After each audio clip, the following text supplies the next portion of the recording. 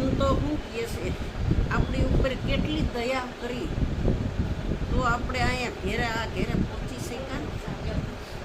જો સદગુરુની દયા ન હોત તો આપણે અહીં પહોંચી ન શકીએ. એટલે કહે છે દયા કરી ગુરુદેવને, જેણે આપ્યું નિજ જ્ઞાન. નિજ કહેતા તમારા પોતાના. બધાય ભગવાનનું જ્ઞાનની આપને પહેલા થઈ ગયેલાની આપને સમજણ છે, પણ પોતાની સમજણ હોય ને એ પોતાની કે આપણે બધાયને જાણતા હતા, બધાયને ઓળખતા હતા. શરીર એક છે ને એના હગાવાલા કેટલા છે. કોઈના ફઈ થાય, કોઈના માસી થાય, કોઈના બેન થાય, કોઈની ભત્રીજી થાય, કોઈની કાકી થાય. આવા તો કેટલાય થાય ને પાછા વયા જતા. આ હગા કાયમ રહેવાના છે કે આ શરીરના હગા છે બધાય, પણ તમારો સાચો હગો કોણ? કે સાચો હગો હતો ને એ આપણે સદગુરુના શરણે ગયા ને તો એની ઓળખાણ કરાય. એટલે કે છે સાચા સંત એમાં ઓળખાય. હરી રસ પીવે ને બીજાને પાય. ઝેરના ઘૂંટડા ઝીરવી જાણે ને અમૃત જ બીજાને પાય. જો આપણે ઘેરે ભલે ઝેર પીવું પડતું, વિષયોનું ઝેર. ઓલું ઝેર પીતો તો આ શરીર ન રહે, પણ વિષયોનું ઝેર. કોઈએ તમને ગમે એવા મેણા ઠોણા માળે, આ બહુ ભક્તાણી થઈ ગઈ છે, આ રોજ હું સત્સંગમાં જાતી છે, રોજ હું જવાનું છે, ગમે એવું કહે, ન ગમે તો સાંભળો. પણ તમે તોય કાંઈ નહીં બોલો તો આ ઝેરના ઘૂંટડા પીને તમે અંદર જીરવા તો અહીંયા આવીને તમારામાંથી અમૃત નીકળ્યું. ઝેર નો જીરવો તો અમૃત ક્યાંથી નીકળે? એટલે કાલિદાસ મહારાજ કહે છે, અમૃત પીધા ને અમર થઈ ગયા રે.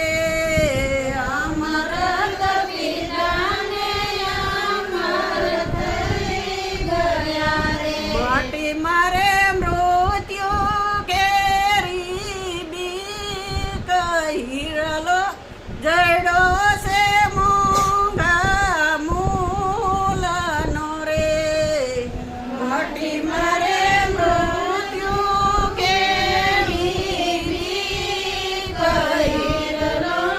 જડો છે મોંઘા મૂલનો રે. જો ઝેર પીધું તો કેટલું અમૃત આપને મળે છે, કે અમૃત ન પી તો અમર ક્યાંથી થવાય? અમર છે એ જન્મ મરણમાં આવતું, અને જે આ દેહ છે એ મૃત્યુ વાળો છે. એને અમર રાખવો હોય તો કોઈનો દેહ અમર નહીં રહે. દેહનો ધર્મ છે જન્મવું ને મરવું, પ્રાણનો ધર્મ છે ખાવું ને પીવું. એટલે સંતો કહે છે દેહ દેવળમાં આત્મા દેવ છે, દર્શન કરતા એના દુખડા હોય. આ દેહ દેવળમાં જ આત્મ દેવ છે, બીજે ક્યાં દેવ તમે જોયા? કે તમારી અંદર દેવ છે એવો ક્યાંય દેવ બીજે નથી.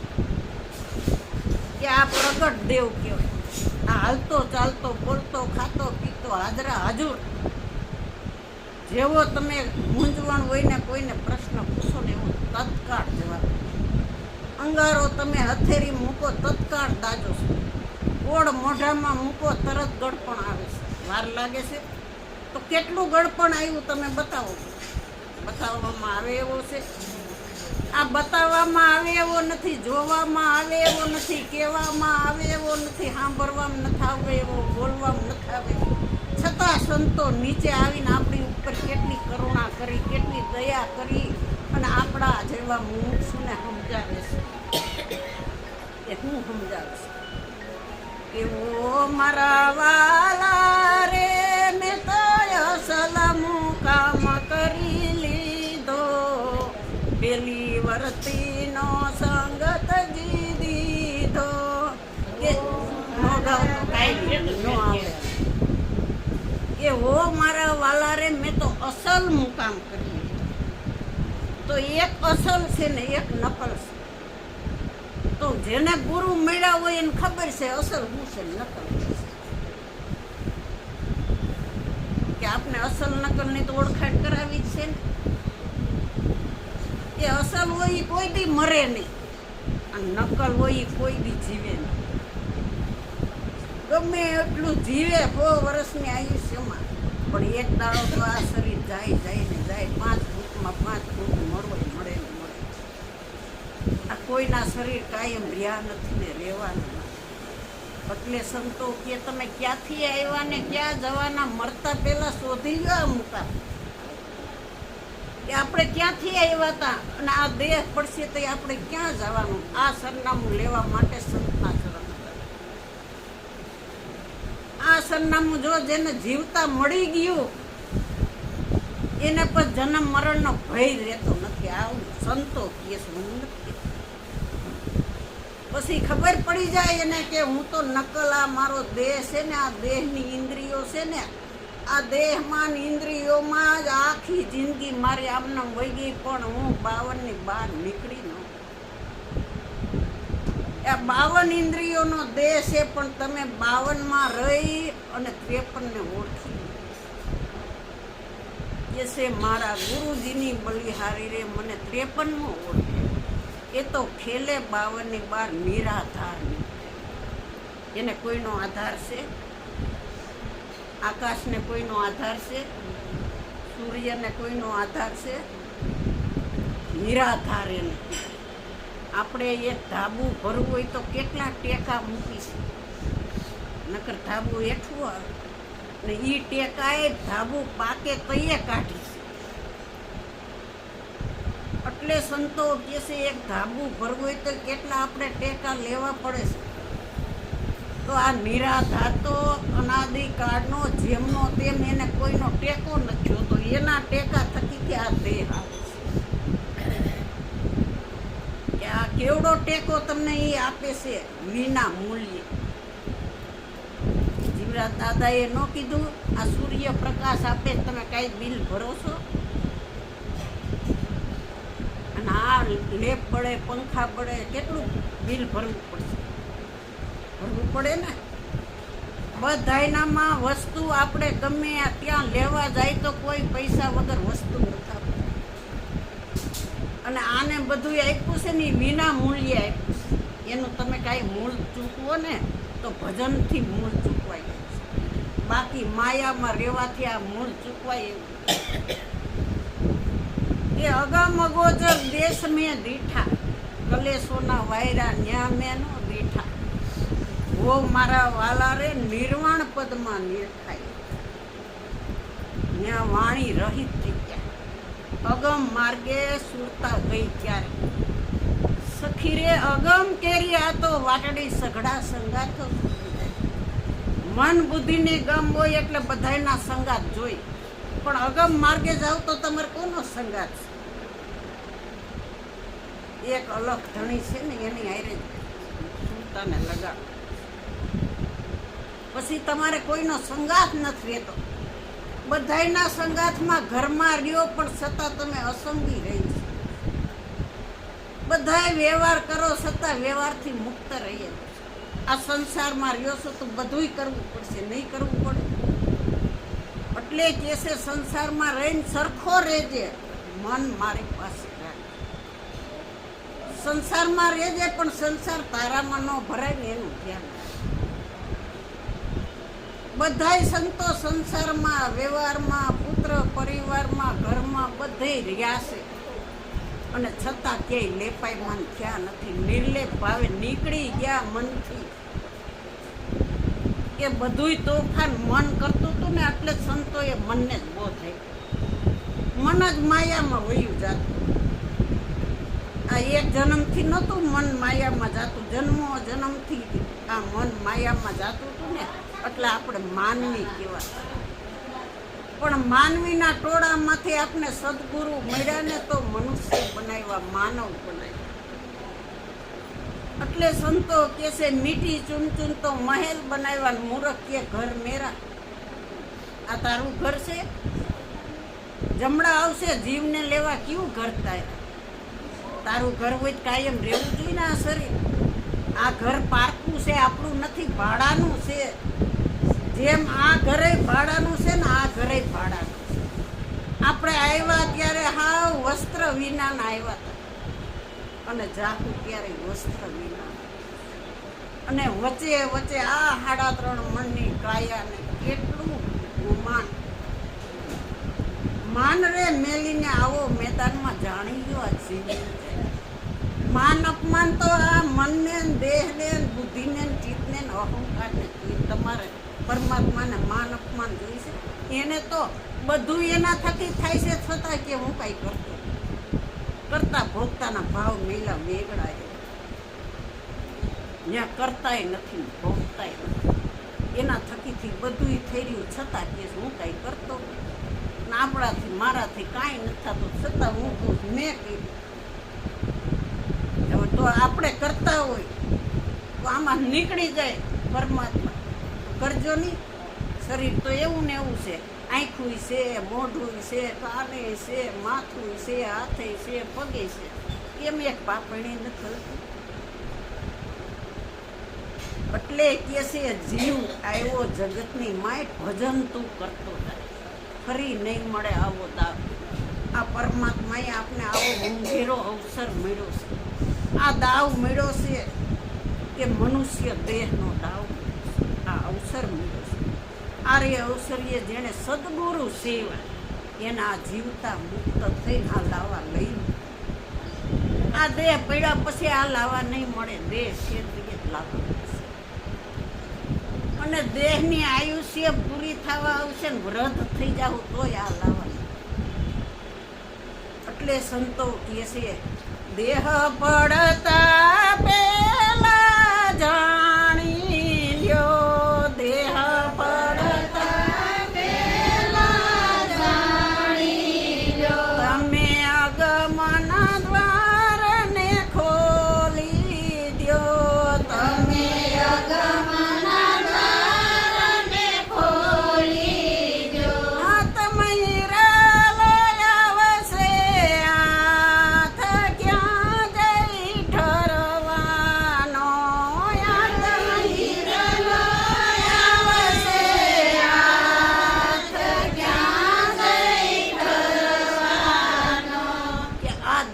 પડતા પહેલા આપણે જાણી લેવા. તો આત્મ રૂપી હીરો સત નામનો હીરો સદગુરુએ આપણે આપ્યો છે. ખોટા હીરા હાથમાં હોય તરત આપણે મૂકી દઈશું. અને તમને કોઈ ઘરના કોઈ હીરાના વેપારીમાં જતા હોય, કોઈ એને હીરાની જાણકાર હોય, તો એ તમને હાથમાં હીરો આપે કે આ હરખો કરીને ડબ્બીમાં મૂકી ખોવાય નહીં, એનું ધ્યાન રાખીએ. સાચો હીરો છે.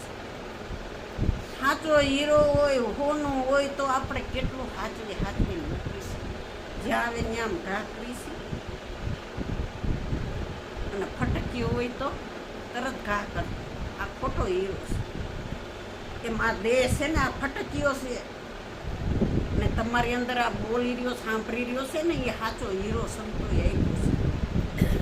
એટલે કે પારખ દ્રષ્ટિ સદગુરુએ આપણે આપી તો આ હીરાની પારખ થાય. આત્મરૂપી હીરો આપણે આપ્યું છે કે ઝવેરી હોય સાચા હીરાની પારખ કરે. એમ સંતો આ પારખ દ્રષ્ટિ આપીને આ આત્મરૂપી હીરાની પારખ કરીને આપણે પારખ કરે છે. જ્યાં સુધી સદગુરુ મળે નહીં અને આ અંતરરૂપી આત્માની ઓળખાણ થાય નહીં ને આ પારખ દ્રષ્ટિ ખુલે નહીં, ત્યાં સુધી અંતરનો રામ બધાયના અંતરમાં છે પણ ઓળખાતો. એટલે કે છે આ પ્રગટ પ્રભુની મૂર્તિ વસી મારા મન મંદિરની માય, ઘડનારાએ ઘડી ભાતો ભાતની. ઘડનારાને કોઈ નાચ જાય છે? કોઈએ પૂછ્યું અહીંયા તમે ક્યાં જાતિના છો? તમે અહીં શું કામ આવ્યા? તમારા જાતિમાં ન કીધું કોઈએ?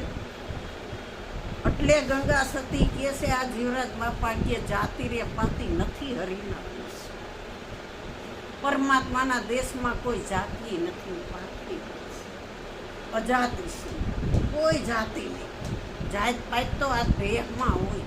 ગમે એ મનુષ્યનો જન્મ થયો હોય, ગમે એ મનુષ્ય હોય, કોઈ જન્મતા વેત વકીલ બની જાય છે, એન્જિનિયર બની જાય છે, ડૉક્ટર બની જાય છે, કે આ બધું એના કાંઈક ભાગ્ય હોય ને એ લઈને આવે છે ને ભાગ્ય પ્રમાણે બધું કરે છે. તો સંતે કોઈ જન્મતા વેત નથી, એનું કાંઈક એ લઈને આવે ને એ પ્રમાણે બધું કર્મ પ્રમાણે બધું થઈ ગયું. એટલે કે છે કર્મનો સંગાથી રાણા તારું કોઈ નથી, લખ્યા તારા જુદા જુદા. આ બધાય વિધિના લેખ આપણે જ લખીને આવ્યા છીએ, કોઈ વિધેતા એ નથી. આ લેખની માથે મેઘ વાગે સદગુરુ મળે ત્યારે પછી કાંઈ કમી રહે નહીં. જેમ મીરાબાઈને રોહિદાસ ગુરુ મળ્યા તો એને અખૂટ ધન આપી દીધું, વાયપરાજ કરે ને મીરા ખૂટે જ નહીં. એમ તમને રોહિદાસ જેવા સદગુરુ મળ્યા છે આપને બધા, તો આપને અખૂટ ધન આપે છે. આ બધું ધન જ આપે છે ને, બધા સંતો તમને ધન જ આપે છે. આ ધન આપણે થોડું થોડું સંત સમાગમમાં જાય એટલે ભેગું થાય ને, ભેગું થાય એટલે આપણી આ કાયા હોય ને એ મનથી છૂટી જાય, આ દેહ હોય ને એ મનથી છૂટી જાય. પછી ખબર પડે કે દેહ રાજાનો હોય, રંકનો હોય, સંતનો હોય, ફકીરનો હોય, ગમે એનો, કરોડપતિનો, અબજોપતિનો કે રોડપતિનો, પણ એની રાખમાં કોઈ નામ નિશાન નથી, કોઈ કરોડપતિ નથી, રોડપતિ નથી, રાજા હોય.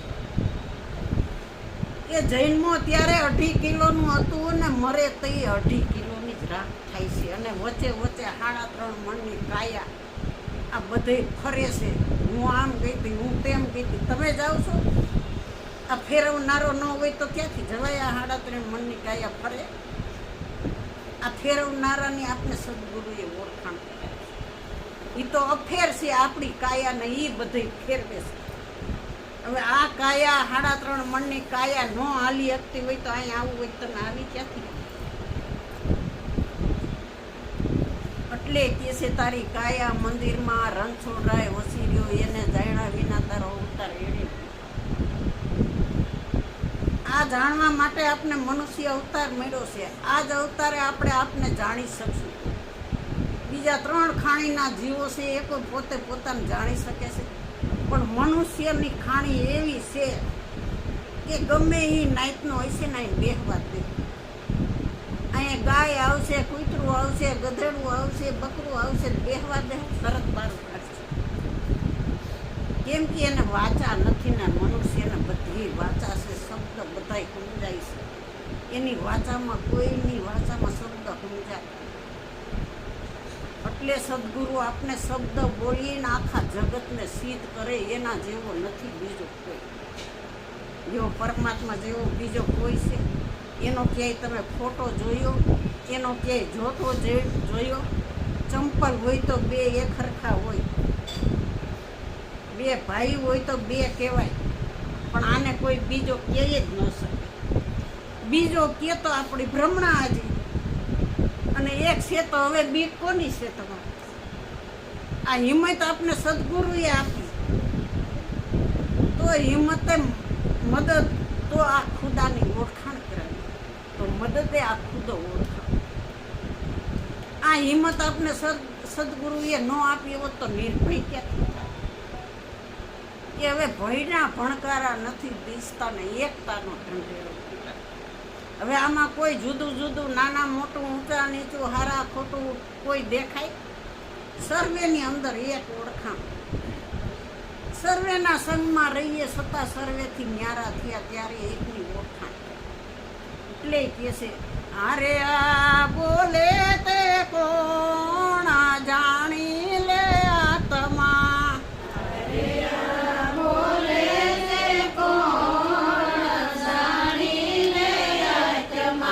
તારો અસલ મુકામ જાણી લે આત્મા.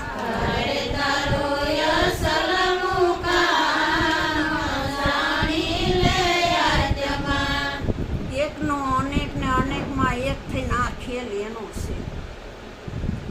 આ ખેલ બધાય ખેલાડી કરે, પણ ખેલાડી દેખાય નહીં, ખેલ બધાય દેખાય.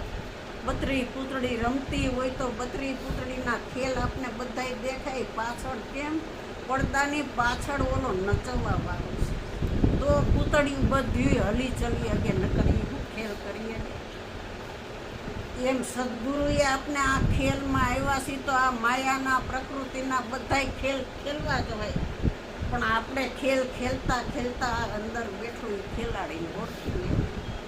આ ઓળખાણ થઈ જાય તો આપણે જીવતા મુક્ત થઈ અને આવા અવસરમાં આવા સંત સમાગમમાં આપણે નિત્ય રહી અને આ મોજ માણી. સદગુરુ